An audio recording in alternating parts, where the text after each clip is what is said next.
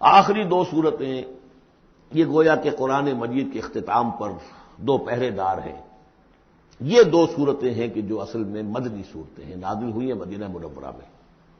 اور ان کا زمان نزول کے اعتبار سے شان نزول بھی ہے کہ ان کا حضور پر ایک مرتبہ جادو کیا گیا تھا، تو اس جادو کے اثرات کو زائل کرنے کے لیے یہ آیات پھر اتری ہیں، اور حضور نے پھر جب ان کی بار بار تلاوت کی ہے تو وہ جادو کے اثرات ایک یہودی نے کیا تھا جادو آپ پر، جس سے آپ کچھ چیزیں بھول جاتے تھے اور کافی آپ کو دیہت کو تکلیف رہی ہے۔ صحیح بخاری کے اندر یہ روایت موجود ہے۔ ہمارے جدید کچھ ریشنلسٹ ہیں اور جو خاص طور پر منکر حدیث ہیں وہ سمجھتے ہیں کہ اس میں تو توہین ہے رسول کی کہ جادو کا اثر ہو سکتا ہے۔ رسول بھی اس اعتبار سے بشر ہوتے تھے، تلوار کا اگر کاری زخم پڑا ہے تو خون نکلا،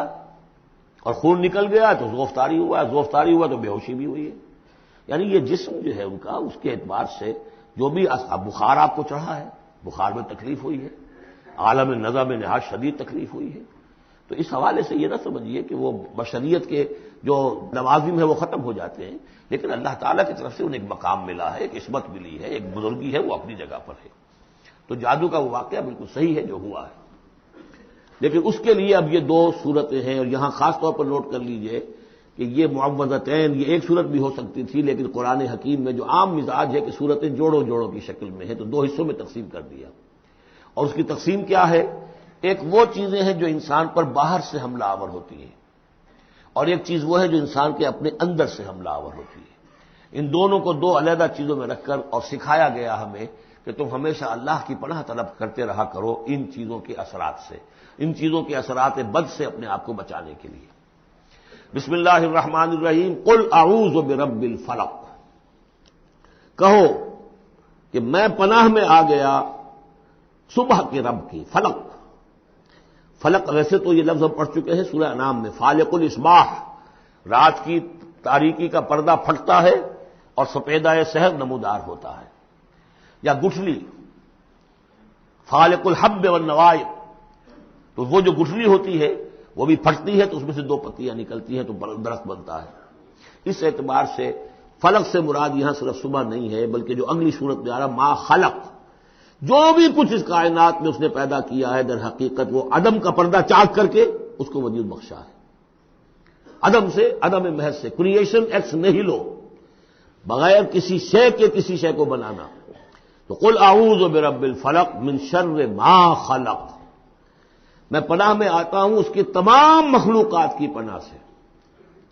اب آپ غور کیجئے، مخلوق ظاہر بات ہے خالق کی طرح کامل تو نہیں ہو سکتی، مخلوق کے اندر کوئی نہ کوئی پہلو جو ہے وہ کمی کا، تقصیر کا، نقص کا رہ جائے گا، تو گویا کہ ہر مخلوق میں شر کا پوٹینشل ایلیمنٹ موجود ہے۔ یہ دوسری بات ہے کہ اللہ تعالیٰ کسی کو سہارا دے دے، کسی کو تو اپنی طرف سے عصمت عطا کر دے، اپنی طرف سے خصوصی پروٹیکشن عطا کر دے، پوٹینشلی خلق جو ہے وہ گویا کہ مستلزم ہے اس کے ساتھ شر کے اندر کا پہلو موجود ہوگا۔ قل اعوذ برب الفلق من شر ما خلق، یعنی وہ شر جو ہے خود اپنی جگہ پر کوئی علیحدہ مستقل وجود رکھنے والی شے نہیں ہے، بلکہ وہ شر جو ہے خلق کے اندر جو کمی کا پہلو ہے، جیسے ہم نے انسانوں کے بارے میں پڑھا خلق الانسان من عجل، انسان کی سرشت میں جلد بازی ہے، خلق الانسان ضعیفا، انسان کمزور پیدا کیا گیا ہے، جو اس کا فطرت والا پہلو ہے، جو روحانی پہلو ہے وہ تو ہے انا خلقنا الانسان فی احسن تقویم، لیکن جو یہ حیوانی پہلو ہے اس کا جو مادی وجود ہے اس میں تو ضعف بھی ہے۔ ان الانسان خلق ہلوعا اذا مسہ الشر جزوعا واذا مسہ الخیر منوعا، تو یہ تمام چیزیں جو ذہن میں رکھیے۔ قل اعوذ برب الفلق من شر ما خلق، جو بھی مخلوقات ہیں ان میں سے جو بھی شر کا پہلو ہے میں اس سے اے پروردگار تیری پناہ میں آتا ہوں۔ ومن شر غاسق اذا وقب، خاص طور پر یہ رات کو ڈھانپ لینے والی جو ہے رات، اندھیرا، یہ ظاہر بات ہے اسی پھر رات کے پردے میں چوری بھی ہے، ڈاکہ بھی ہے، اسی میں پھر غول بیابانی جو ہے، شیاطین جن ہیں ان کا بھی جو حرکتیں ہوتی ہیں، پھر یہ ساری چیزیں جو ہے اسی کے سلسلے من شر غاسق اذا وقب، سانپ بچھو وغیرہ بھی اسی وقت نکلتے ہیں۔ ومن شر النفاثات فی العقد، اور جو عورتیں گانٹھیں باندھ کر پھونکے مارتی ہیں، یہ جو بھی ٹونے ٹوٹکے ہوتے ہیں اور اس کی وجہ سے لوگوں کو نقصان پہنچایا جاتا ہے، گویا کہ یہ بھی اس کے اندر بھی کوئی حقیقت ہے، یہ سفلی عملیات بھی ہیں، ان کے بھی اثرات ہیں۔ جیسے کہ ہم جانتے ہیں کہ جادو جو ہے حق ہے، برحق ہے، اگرچہ کفر ہے. شراب کی تاثیر ہے لیکن حرام ہے. کچھ نہ کچھ حقیقت ان لکیروں میں بھی ہے، لیکن ہمیں روک دیا گیا کہ ان کے چکر میں مت پڑو. یہ جو منجمی ہے، نجوم کی حرکت، اس میں بھی کچھ نہ کچھ حقیقت ہے لیکن روک دیا گیا. تو کسی چیز کا ہونا بالفعل یہ اور شے ہے، لیکن اس کا جائز ہونا یہ اور شے ہے. تو بالفعل یہ عملیات ہیں جیسے اچھے اعمال ہیں، اور ان کو جو ہے کوئی اچھے اوراد ہیں، اچھے وظائف ہیں، تو ان کے کچھ اثرات جو ہیں اچھے ہو سکتے ہیں. اسی طریقے سے اس قسم کی چیزوں میں جادو کے کلمات ہوتے ہیں، ان کی بھی تاثیر ہے. اور وہ جو عورتیں جو ہے وہ جادو کرتے ہوئے، جس کو ہم کہتے ہیں کہ وہ تعویذ گنڈا وغیرہ جو ہوتا ہے، پھر وہ اس میں پھونکے مارتی ہیں، تو اللہ تعالیٰ سے میں ان کے شر سے بھی پناہ چاہتا ہوں. وَمِن شَرِّ حَاسِدٍ إِذَا حَسَدَ،